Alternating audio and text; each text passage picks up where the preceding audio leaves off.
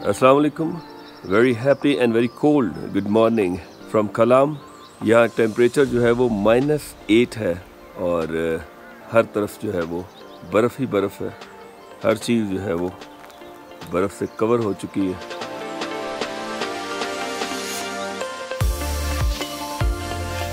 ये जो पहाड़ बना हुआ है ये रज़ाइयों का, इसके नीचे एक बंदा जो है वो दफन सर्दी की वजह से, तो ये आलम है यहाँ पे सर्दी का। चल भाई उड़।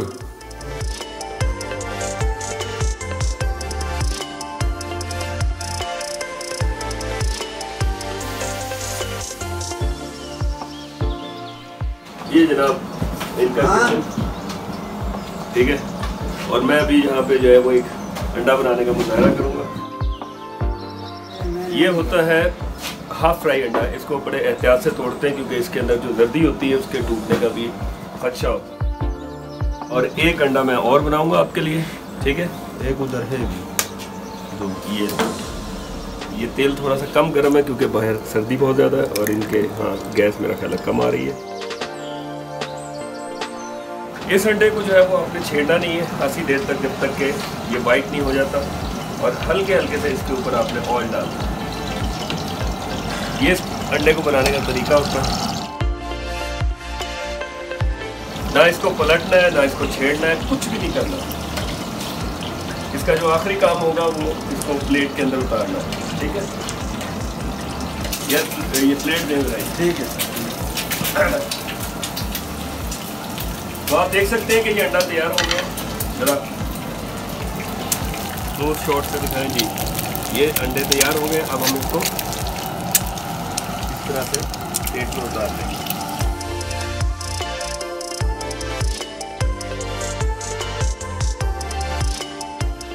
व्यूअर्स, आप समझ रहे होंगे कि कुर्सियों के होते हुए ये ज़रात खड़े होकर नाश्ता क्यों तनावल फरमा रहे हैं। इसकी असल वजह यह है कि बाहर अगर -11 टेम्परेचर है तो कुर्सियों का टेम्परेचर कम से कम -5 तो होगा। तो इसीलिए हर बंदा अपनी तशरीफ़ को फ्रीज़ होने से बचाने के लिए खड़ा होकर नाश्ता कर रहा है, क्योंकि नाश्ता आप गर्म कर रहे हो और नीचे से तशरीफ़ आपकी फ्रीज़ हो रही हो, तो नाश्ते का क्या मज़ा आएगा।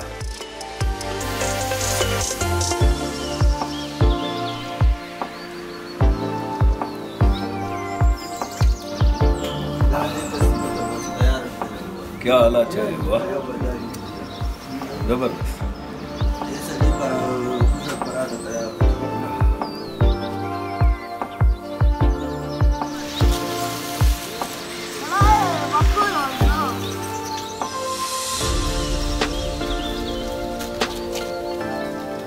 व्यूअर्स, बर्फ़बारी की सूरत में जो इलाके होते हैं वहाँ पे 2-3 दिन की बर्फ़ एक कोरा की शक्ल इख्तियार कर लेती है। लोकल ज़बान में ये लोग इसको कोरा कहते हैं, यानी सॉलिड आइस। ये बर्फ़ जो है वो स्लिपरी होती है, सॉलिड होती है, जैसे इस वक्त इस रोड के ऊपर है। अभी आपको जो ये रोड नज़र आ रहा है बेसिकली ये कवर्ड है उस कोरे की वजह से। और ये मैं आपको थोड़ा सा ब्रेक करके दिखाता हूँ, आपको पता लगेगा बेसिकली ये है क्या। ये देखें, it's just like a solid ice. It's very slippery, very shiny, शीशे की तरह होती है। और गाड़ियाँ इसके ऊपर, अगर ये स्लोप पे है तो ये स्किड करती हुई गाड़ियाँ जाती हैं। लोकल ड्राइवर्स हैं वो यहाँ पे चेन्स यूज़ करते हैं just to break this ice.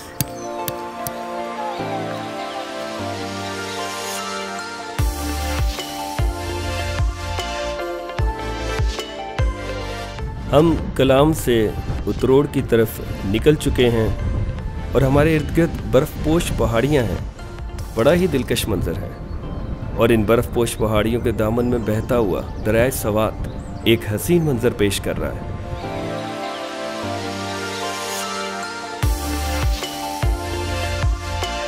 हम तकरीबन 2 घंटे में उतरोड़ पहुँचेंगे, क्योंकि जिस तरह का ये रास्ता है, गुज़िश्ता सारी रात यहाँ पर बर्फ़बारी होती रही। तकरीबन 4 से 6 फीट के करीब बर्फ़ यहाँ पे पड़ चुकी है।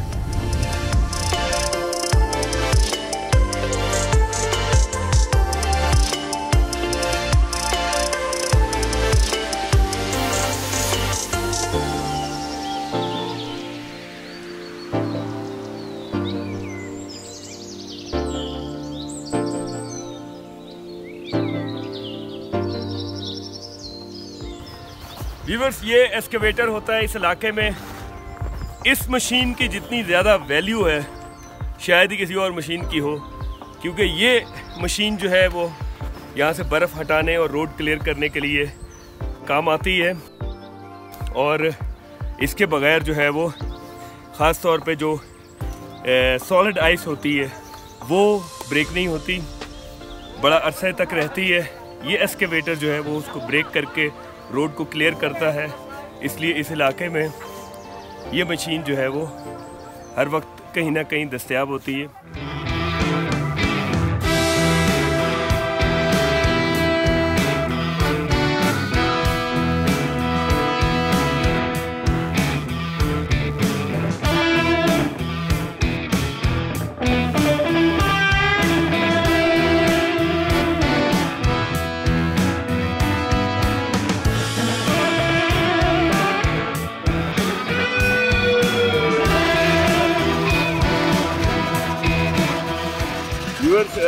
ये इस तरह के जो ट्रैक होता है उसमें ये हालात होते हैं कि अगर आपके पास 4 व्हील भी है और वो एक दफ़ा स्टक हो गई है तो उसका निकलना बहुत मुश्किल होता है। जैसे आप देख सकते हैं कि बहुत कोशिश की जा रही है उसको निकालने की। ये 4 व्हील ट्रक है, लेकिन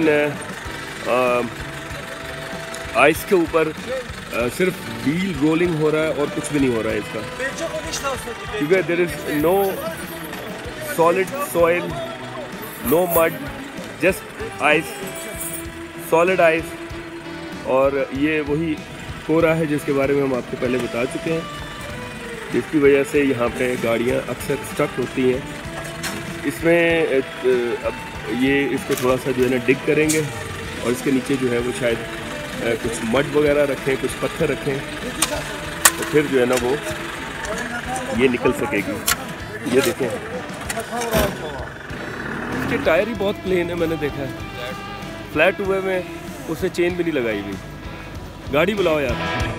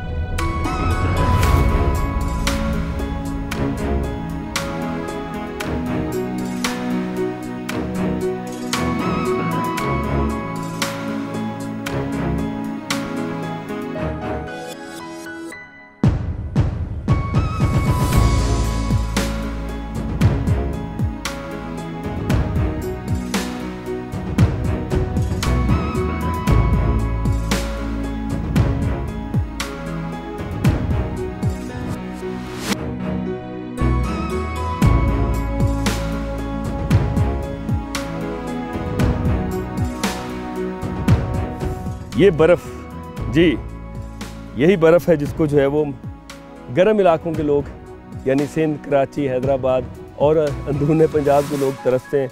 ये यहाँ पे जो है वो ऐसे पड़ी हुई है। व्यूअर्स, ये जो एरिया है जहाँ पे मैं खड़ा हूँ ये अतरोड़ वैली कहलाता है और मेरे पीछे जो है मशहूर अतरोड़ की वो झील है जो कि बेसिकली मेन सोर्स है दरिया सवात का। ऑल्दो के इससे पीछे कुछ झरने भी हैं जो दरिया सवात के पानी में कंट्रीब्यूट करते हैं, लेकिन ये अतरोड़ की झील जो है ये मेन सोर्स आप इसको कह सकते हैं दरिया सवात का है। और इसकी स्पेशलिटी ये है कि यहाँ पे ट्राउट बहुत ज़्यादा मिकदार में होती है। और मेरे इर्द गिर्द ये जो आप हट्स देख रहे हैं, ये हट्स जो है वो जो फ़िशिंग एंथुसियास्ट हैं वो आके इन हट्स को हायर करते हैं और यहाँ पे अपने फ़िशिंग का शौक़ पूरा करते हैं। और बहुत लजीज ये फ़िश होती है जिसको ट्राउट कहते हैं। अभी ये चूँकि इलाका बर्फ़बारी की ज़द में है, शदीद बर्फ़बारी हो रही है, इसलिए आम टूरिस्ट यहाँ पे अप्रोच नहीं करते। लेकिन समर में यहाँ पे जो है वो अच्छा खासा रश होता है, लोग फैमिलीज़ के साथ आते हैं। मकामी लोग बहुत कोऑपरेटिव हैं, वो उनकी हॉस्पिटैलिटी बहुत अच्छी है। हम कल से यहाँ आए हुए हैं, हमें बहुत अच्छा इन्होंने खाना सर्व किया और बिल्कुल रवायती तरीके से। इनकी जो रवायती डिश है काबली पुलाव और वो रोश वगैरह यहाँ बहुत टेस्टी। तो जब भी ये एरिया ओपन हो यानी समर में तो आप यहाँ पे ज़रूर आएँ और ख़ास तौर पे जो फ़िशिंग एंथुसियास्ट हैं वो यहाँ पे अपने फ़िशिंग का शौक़ को पूरा करें और इसके साथ साथ ट्राउट को एंजॉय करें।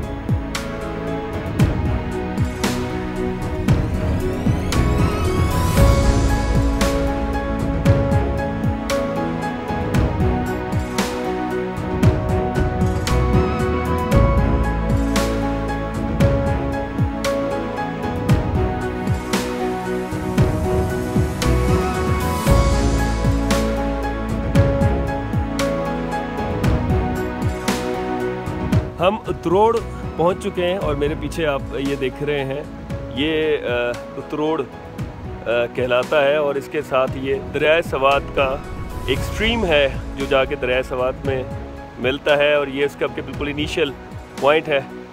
और इसके साथ ये खूबसूरत सा ब्रिज आपको नज़र आ रहा है।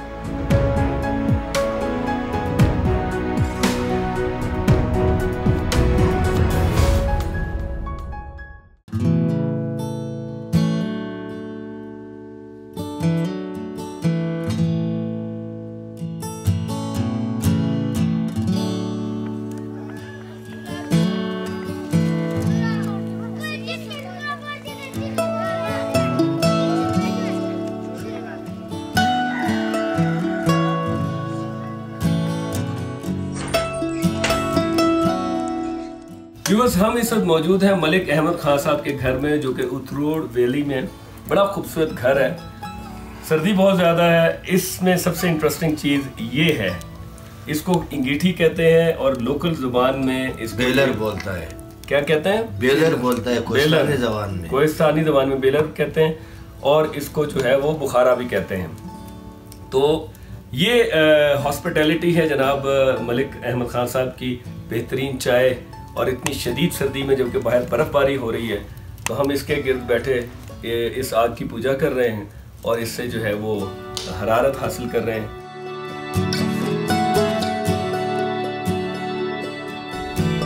व्यूअर्स, ये है उतरोड़, बर्फ़पोश पहाड़ियाँ, ये हसीन मंज़र। यहाँ आना खासा डिफ़िकल्ट है, ख़ास तौर पे इस सीज़न में, यानी नवंबर के एंड में, क्योंकि 6-6 फीट बर्फ़ पड़ी होती है। अगर जो है वो आपके पास 4x4 और 4x4 में भी ज़रा ऊंची गाड़ी नहीं है तो आप यकीनन फंस सकते हैं, गाड़ी स्किड कर सकती है। और चूँकि साथ दरिया चल रहा होता है तो अगर एक्सपर्ट ड्राइवर नहीं है तो आपके लिए वो एक नाइटमेयर भी बन सकता है। लेकिन सक्सेसफुली हमारे पास जो है ये तमाम चीज़ें मौजूद थीं और हम यहाँ पहुँचे हैं। और लुक एट द सीनरी मेरे बैक पे, ऐसे लग रहा है कि जैसे मैं खुद किसी सीनरी के अंदर हूँ। जैसे आपने वो कैलेंडर्स के ऊपर देखी होती है ना खूबसूरत सीनरियाँ, इसी तरह से ही ये कलाम से तकरीबन 1.5 घंटा जो है वो एक स्टीप जो है वो एक चढ़ाई है, उससे गुज़र के ये वैली आती है। बर्फ़ ने इन तमाम छतों को ढका हुआ है, बल्कि तमाम घरों ने जो है वो बर्फ़ की चादर ओढ़ रखी है और ख़ूबसूरत मंज़र है। और सबसे अच्छी चीज़ ये एक लकली हमें फुल ब्राइट सनशाइन मिल रहा है। और मेरे पीछे वो जो चोटी है, उस चोटी का नाम जो है वो उतरमीर है। ये जो चोटी है ये मैंने अपनी तरफ से उतरमीर कहा है, उसका कोई और नाम होगा, लेकिन चूँकि इस तरह से कहते हैं ना तो मैंने कहा मैं भी कह देता हूँ, शायद आप लोग बिलीव कर लें, लेकिन खैर ना भी करें, चोटी बहुत खूबसूरत है। तो इस इलाके में जब आप आते हैं, इस तरह की जो है ना वो एरियाज़ को विज़िट करते हैं, तो आपकी सेहत के ऊपर बड़े अच्छे असरात मुरतब होते हैं। तो डू कम हेयर। इस मौसम में आएँ तो और मज़ा है, लेकिन अगर आप समर में आएंगे तो ये सब रीजन खुला होता है, ग्रीनिश होता है, पानी जो झरनों का पानी आप उसको एंजॉय करते हैं। So do come here.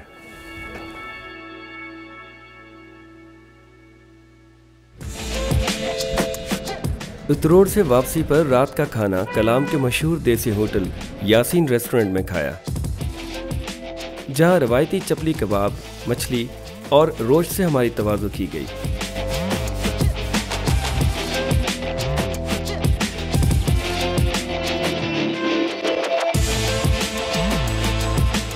खाने के अलावा हमने देखा कि इस शदीद बर्फबारी के सीज़न में भी कलाम के बाज़ार की रौनकें अपने उरूज पर थीं, जो इस बात को साबित करता है कि हमारे मुल्क में टूरिज़्म का पोटेंशियल दुनिया के किसी भी दूसरे मुल्क से कम नहीं।